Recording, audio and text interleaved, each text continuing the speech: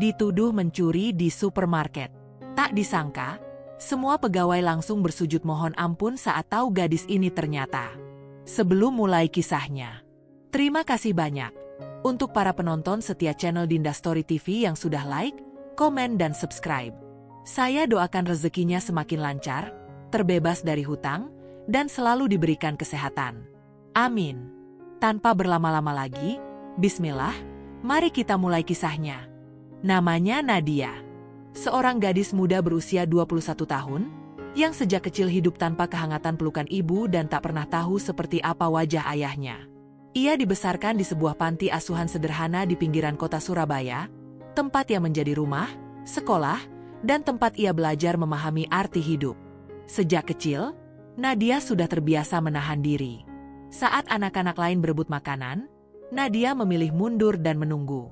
Saat teman-temannya bertengkar, Nadia menjadi penengah, meski hatinya sendiri kadang penuh luka. Ia tak pernah menyombongkan diri, meski sering dipuji karena rajin dan lembut hati. Semua orang di panti mengenalnya sebagai anak yang tidak banyak bicara, tapi selalu tahu kapan harus membantu. Pagi itu, Nadia berjalan kaki menuju supermarket besar di pusat kota, berbekal catatan belanja yang ditulis tangan oleh pengurus panti.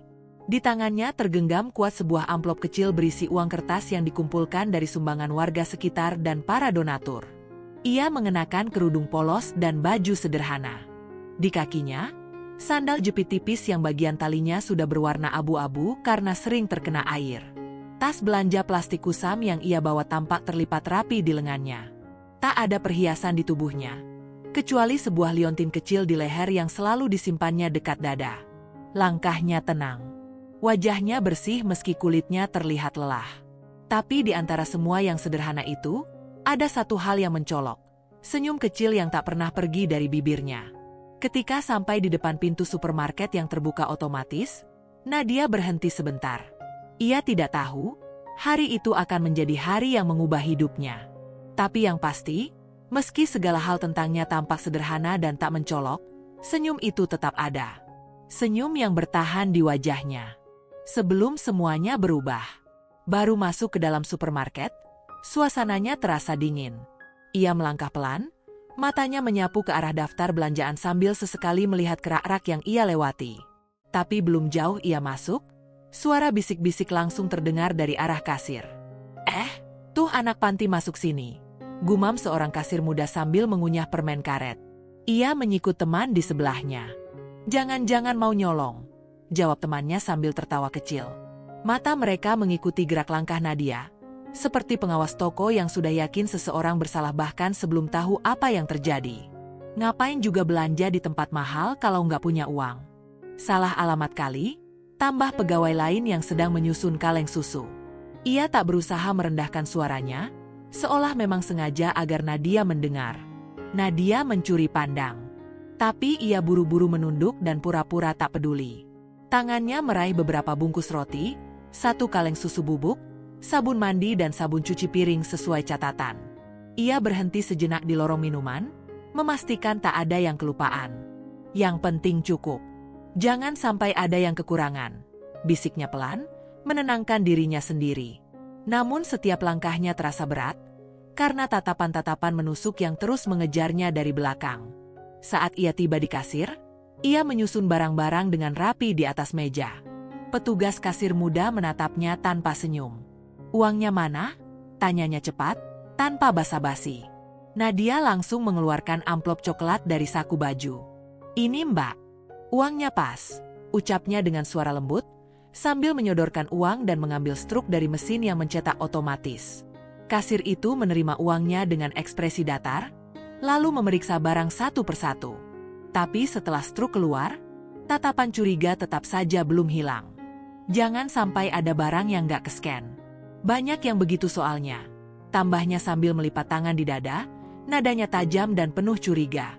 Nadia mengangguk pelan.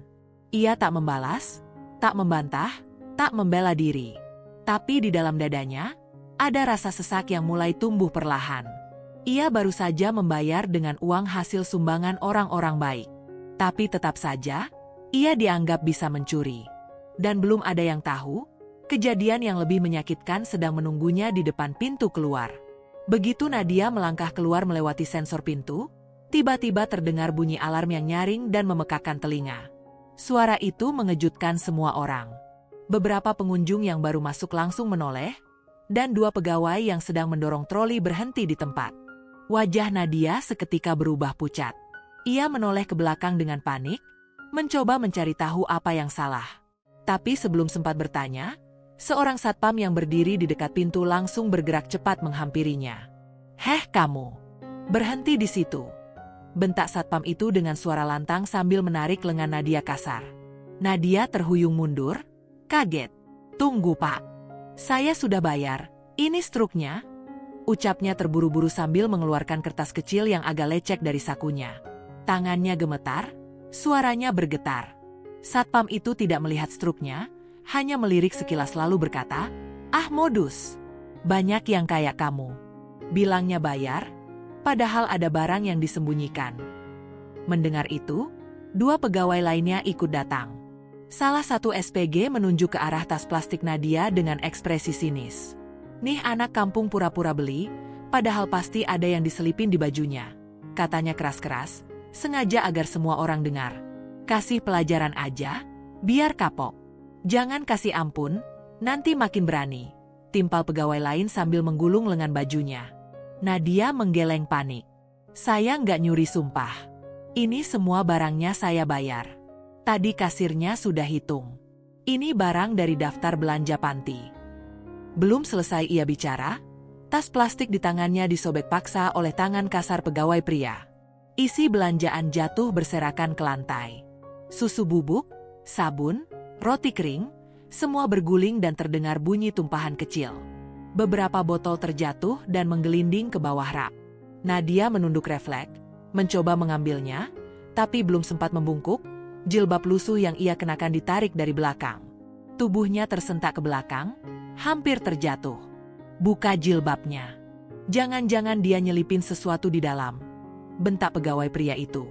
Wajahnya terlihat marah, seolah yakin bahwa Nadia memang bersalah. "Jangan tarik saya nggak salah," kata Nadia sambil berusaha melepaskan diri. Tapi suaranya tenggelam di antara teriakan dan sorakan pegawai lain yang mulai berkumpul, membuat suasana semakin panas. Semua mata tertuju padanya. Tak ada yang membela, tak ada yang percaya. Di tengah keributan itu, saat suara-suara makian belum juga mereda dan semua mata masih menatapnya dengan jijik, seorang pegawai wanita tiba-tiba melangkah cepat ke arah Nadia sambil menggenggam botol minum yang setengah penuh. Tanpa banyak bicara, ia mengangkat tangan dan menyiramkan isi botol itu ke wajah Nadia. Air dingin mengalir deras, membasahi pipi, kerudung, dan bagian depan bajunya. "Kalau nggak malu nyolong, sekalian mandi tuh," teriaknya lantang. Suaranya menggema di dalam toko. Beberapa pegawai yang menonton tertawa, bahkan ada yang bertepuk tangan kecil sambil mengangguk puas. Nadia terdiam. Ia berdiri kaku, tubuhnya menggigil karena kaget dan malu.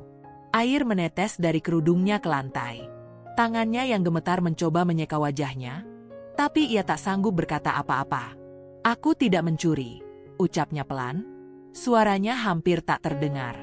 "Aku hanya membeli kebutuhan untuk anak-anak panti," lanjutnya, masih berdiri di tempat dengan tubuh basah dan hati yang retak. Tapi tak ada yang mendengarkan. Ucapan itu seolah menabrak dinding tebal bernama prasangka. "Udah cukup. Usir aja," bentak seorang pria dari belakang. Semua orang menoleh. Itu manajer toko. Badannya besar, bajunya rapi, tapi kata-katanya kasar. Ia menunjuk tajam ke pintu keluar sambil berseru, "Jangan bikin malu toko ini. Suruh keluar sekarang juga. Jangan kasih muka." 2 pegawai langsung menghampiri Nadia dari sisi kanan dan kiri. Salah satu dari mereka menarik lengan bajunya, sementara yang lain meraih tas belanjaannya yang masih berserakan di lantai. "Ayo, keluar. Jangan sok polos kamu. Udah basah tuh muka, masih aja ngeles." Nadia tak melawan. Ia hanya menunduk, langkahnya berat, seolah menahan sesuatu yang lebih dari sekadar air mata. Ia berjalan pelan menuju pintu keluar. Tapi tak satu pun dari mereka melihat bahwa saat ia mengangkat tangannya untuk menahan air yang menetes dari dagunya, liontin kecil yang sejak kecil selalu ia pakai, terlepas dan jatuh ke lantai. Liontin kecil itu jatuh dan membentur lantai keramik. Tutupnya terbuka. Tak ada yang memperhatikan. Semua mata masih tertuju pada Nadia yang dipaksa keluar dengan tubuh basah dan langkah tertunduk. Tapi satu orang menghentikan langkahnya. Seorang pria tua yang berdiri tak jauh, tubuhnya sedikit membungkuk. Wajahnya keriput dan rambutnya memutih di bagian samping. Namanya Pak Seno. Ia adalah pegawai senior yang telah bekerja di supermarket itu lebih dari 20 tahun. Pak Seno melangkah pelan mendekat. Tangannya gemetar saat memungut benda kecil itu. Ia melihat isinya. Sebuah foto lama, pudar tapi masih jelas. Seorang wanita muda dengan senyum hangat, berdiri di samping seorang pria tua yang tampak berwibawa dengan jas rapi dan gaya khas orang terpandang. Pak Seno terdiam. Wajahnya berubah. Mulutnya sedikit terbuka. Ia mengenali sosok wanita itu. Itu Bu Ratna. Gumamnya nyaris tak terdengar, seperti bicara kepada dirinya sendiri. Ia mengangkat liontin itu sedikit lebih dekat ke wajahnya. Ya Tuhan, ini foto waktu beliau masih muda. Sama Pak Hendra. Keningnya mengerut dalam, matanya berkaca-kaca. Ia teringat sesuatu. Ia tahu persis siapa Bu Ratna. Putri dari pendiri supermarket ini, yang dulu sempat menjadi buah bibir karena keputusannya menikah dengan sopir pribadi keluarga. Pernikahan yang tak direstui, yang menyebabkan ia diusir dan menghilang dari semua catatan keluarga. Tak ada yang tahu kemana ia pergi. Semua orang mengira cerita itu sudah selesai. Tapi sekarang, Pak Seno menoleh pelan ke arah Nadia. Ia melihat wajah gadis itu, lelah, penuh luka, mata sembab, tubuh gemetar. Tapi ada sesuatu dalam tatapan Nadia yang membuat dada Pak Seno sesak. Pak Seno menggenggam liontin itu erat. Napasnya terengah. Ia mundur satu langkah, lalu berbalik. Langkahnya tergesa. Ia tak berkata apa-apa kepada siapapun. Ia tidak sempat menjelaskan. Tapi pikirannya sudah dipenuhi satu hal, gadis itu bukan orang sembarangan. Ia harus memastikan. Ia harus cari tahu kebenarannya. Dan ia tahu, waktunya tidak banyak. Keesokan harinya, suasana di supermarket tidak seperti biasanya. Dari luar, terdengar suara deru mesin mobil yang berhenti satu persatu di depan pintu masuk. Beberapa pegawai yang langsung menoleh keluar. Mereka saling pandang, bingung. 3 mobil hitam mengilap terparkir rapi. Pintu mobil bagian depan terbuka, dan dari dalamnya keluar seorang pria tua berpakaian rapi dengan jas abu gelap dan tongkat kayu di tangan kanan. Di belakangnya, 2 orang muda berpakaian formal mengikuti sambil membawa tas kerja dan map tebal. Pak Gunawan, pengacara senior yang sudah lama menangani urusan hukum keluarga besar pemilik supermarket itu. Langkahnya pelan, tapi pasti. Wajahnya tenang, penuh wibawa. Para pegawai yang berdiri di dekat pintu langsung memberi jalan. Sebagian saling berbisik pelan. Itu siapa ya? Bisik seorang SPG muda. Kayaknya bukan orang sembarangan, sahut rekannya. Apa ada inspeksi? Atau masalah kemarin? Tanya yang lain, mulai gelisah. Pak Gunawan berhenti tepat di tengah area depan toko. Suaranya tegas dan jelas saat ia berbicara. Mana gadis yang kalian usir kemarin itu? Tanyanya lantang. Toko langsung hening. Beberapa pegawai saling melirik. Manajer yang kemarin paling vokal terlihat gelisah. Matanya sibuk mencari siapa yang bisa menjawab. Tidak ada yang bersuara. Pak Gunawan mengulangi, kali ini lebih keras. Saya minta satu nama. Gadis muda, berhijab, sederhana, yang kemarin kalian perlakukan seperti pencuri. Cepat. Salah satu pegawai perlahan angkat tangan. Nadia Pak. Namanya Nadia. Dia pengunjung. Kemarin itu cuma. Cukup, potong Pak Gunawan. Hubungi dia. Sekarang. Saya ingin dia kembali ke tempat ini. Tak lama kemudian, setelah dihubungi oleh Pak Seno yang diam-diam mengantar liontin itu malam sebelumnya, Nadia datang. Ia masuk dengan langkah pelan. Pakaiannya masih sederhana. Wajahnya tampak bingung. Ia tak tahu kenapa dipanggil kembali. Beberapa pegawai langsung menunduk saat melihatnya. Begitu Nadia berdiri di hadapan Pak Gunawan, pria tua itu mengangguk pelan. Ia mengeluarkan liontin kecil dari saku jasnya dan menunjukkannya ke arah Nadia. Ini milikmu? Tanyanya. Nadia mengangguk pelan. Iya Pak, itu peninggalan dari ibu saya. Pak Gunawan membuka liontin itu, lalu mengambil 2 lembar foto dan 1 dokumen dari map yang dibawa asistennya. Ia mengangkat semuanya tinggi-tinggi, bisa dilihat jelas oleh para pegawai yang berkumpul. Perhatikan baik-baik. Ini foto keluarga mendiang Pak Hendra, pendiri supermarket ini.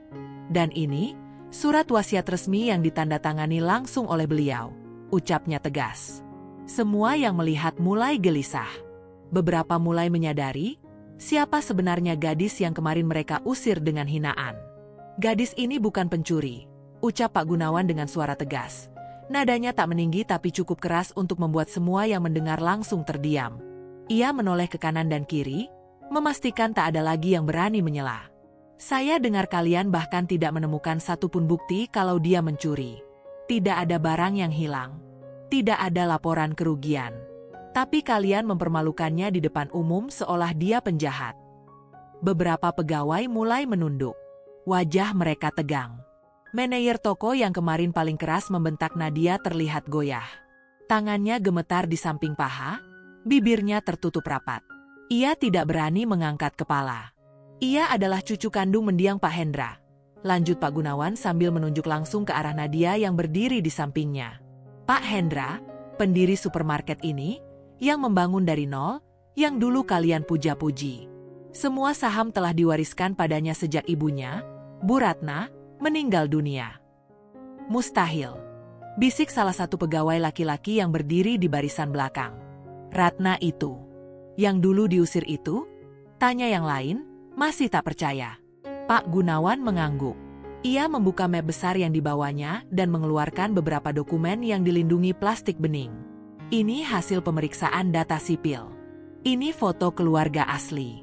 Ini surat warisan yang ditandatangani langsung oleh Pak Hendra sebelum wafat. Semuanya sah secara hukum. Ia meletakkan dokumen itu di atas meja kasir terdekat, lalu melangkah ke arah Nadia. Tangannya menunjuk ke pergelangan tangan kanan gadis itu. Dan lihat ini. Tanda lahir kecil di tangan Nadia. Sama seperti yang dimiliki Pak Hendra. Ciri yang hanya dimiliki garis darah langsung. Tak ada satupun dari kalian yang bisa menyangkal itu. Beberapa pegawai mulai terduduk. Ada yang menutup wajah dengan kedua tangan. Ada yang memegangi dada, seperti menahan sesak. Manajer toko perlahan-lahan melangkah mundur, lalu jatuh terduduk di lantai. Wajahnya pucat, matanya berkaca-kaca. Ia menggeleng berkali-kali, tak tahu harus berkata apa. Satu persatu pegawai yang kemarin mempermalukan Nadia mulai bersujud di hadapannya. Ada yang langsung jatuh berlutut sambil menunduk dalam-dalam, wajah mereka penuh penyesalan. Suasana di dalam toko berubah menjadi sangat sunyi. Hanya terdengar suara tangis tertahan, dan langkah kaki yang terdengar berat mendekati tempat Nadia berdiri. Maafkan kami. Kami benar-benar tidak tahu siapa kamu, ucap seorang wanita parubaya yang kemarin ikut menuduh dan membentak. Suaranya bergetar, air matanya jatuh membasahi kerah seragamnya. Saya cuma ikut-ikutan, sambung pegawai laki-laki yang kemarin menyobek tas belanja Nadia. Saya nggak niat beneran. Maafkan saya hilaf. Kalau tahu kamu cucu pemilik toko, aku nggak bakal berani begitu. Celetuk yang lain dengan nada menyesal, tapi Nadia hanya menatapnya. Diam. Nadia berdiri tenang. Tangannya terlipat di depan tubuh, tubuhnya tegak. Wajahnya tidak menunjukkan kebencian, juga tidak ada amarah. Yang terlihat hanyalah tatapan lembut dari seseorang yang pernah dipukul harga dirinya tapi tetap memilih berdiri tegak. Ia menarik napas perlahan sebelum berbicara.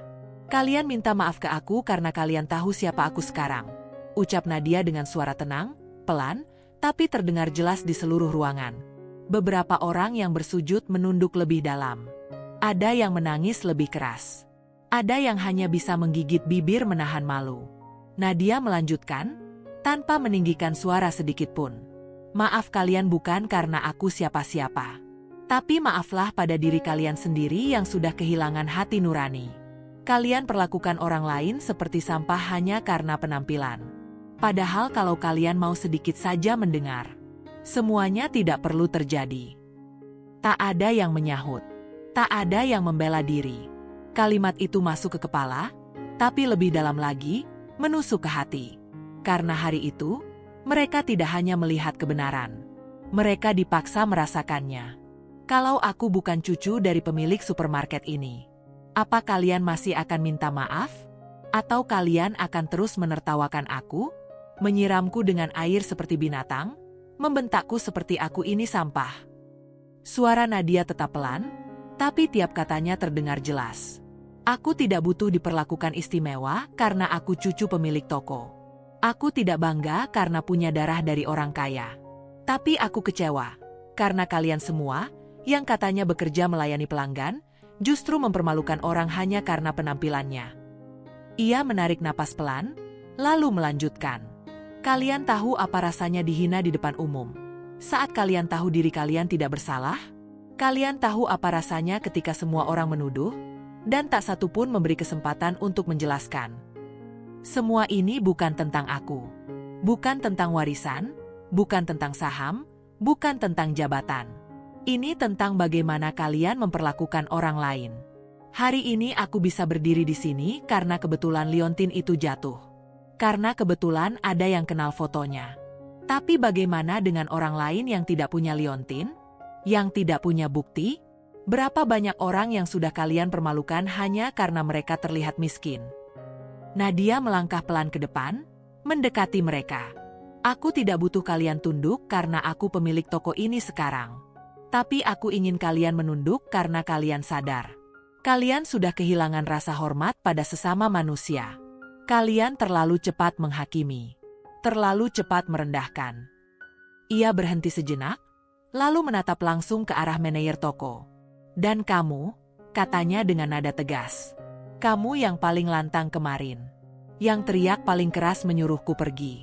Kamu yang semestinya jadi contoh untuk anak buahmu.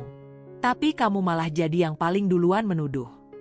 Manajer itu menunduk dalam-dalam. Tak mampu membalas. Aku tidak akan pecat kalian. Aku tidak mau kalian kehilangan mata pencaharian. Tapi kalian akan pindah ke bagian gudang. Kalian tidak akan melayani pelanggan sampai kalian tahu bagaimana rasanya menjadi orang yang tidak dipandang. Dan selama 6 bulan ke depan, kalian akan ikut pelatihan etika. Bukan cuma soal pelayanan, tapi soal bagaimana menjadi manusia. Nadia menatap mereka sekali lagi, lalu mengakhiri ucapannya dengan tenang. Aku nggak butuh kalian hormat padaku. Tapi aku ingin kalian belajar untuk tidak merendahkan siapapun. Karena kalian tidak pernah tahu, siapa yang sedang kalian injak hari ini. Bisa jadi orang yang kalian hormati besok. Semua terdiam. Tak ada suara. Hanya rasa malu yang menggantung di udara. Dan bagi mereka, hari itu bukan sekadar pelajaran. Itu peringatan. Supermarket itu kini tidak lagi sama. Suasananya berubah. Bukan karena cat dinding atau penataan rak, tapi karena sikap orang-orang di dalamnya. Mereka yang dulu bersikap kasar, terburu-buru, dan penuh prasangka, kini mulai belajar untuk melihat lebih dalam sebelum menilai. Setiap pagi, pegawai datang lebih awal, bukan untuk mencari posisi enak, tapi karena mereka mulai merasa bertanggung jawab atas tempat kerja ini. Mereka saling menyapa, saling bantu tanpa perlu diperintah. Senyum mereka kini bukan formalitas, tapi tulus dari hati. Dan Nadia, meskipun kini duduk di ruang pemilik, tak pernah memperlakukan mereka seperti bawahan. Ia sering datang tanpa pengawalan, hanya membawa tas kain dan buku catatan. Ia menyapa satu persatu, senyum di wajahnya masih sama seperti hari pertama ia datang dulu. Tapi kini semua orang tahu, senyum itu bukan tanda kelemahan. Itu kekuatan. Karena hanya orang kuat yang bisa tetap tersenyum di tengah perlakuan kejam. Supermarket itu kini menjadi tempat yang berbeda. Bukan lebih mewah, tapi lebih manusiawi. Para pegawai tahu, mereka pernah hampir menghancurkan seseorang yang ternyata jauh lebih mulia dari mereka semua. Dan gadis itu, Nadia, yang dulu mereka remehkan hanya karena penampilan, telah mengajari mereka apa arti manusia yang sesungguhnya. Demikian kisah yang penuh pelajaran dan emosi ini. Terima kasih telah mengikuti kisah ini hingga akhir. Jangan lupa untuk like, komen, dan subscribe agar kamu tidak melewatkan kisah-kisah inspiratif dan penuh makna lainnya. Untuk saudaraku yang beragama Islam, sebagai tanda cinta kita kepada Nabi Muhammad, yuk ketik sholawat di kolom komentar. Sebagai tanda cinta kita kepada beliau, semoga dengan bersolawat, hidup kita dipenuhi berkah dan rahmat. Sampai jumpa di cerita berikutnya, hanya di channel Dinda Story TV.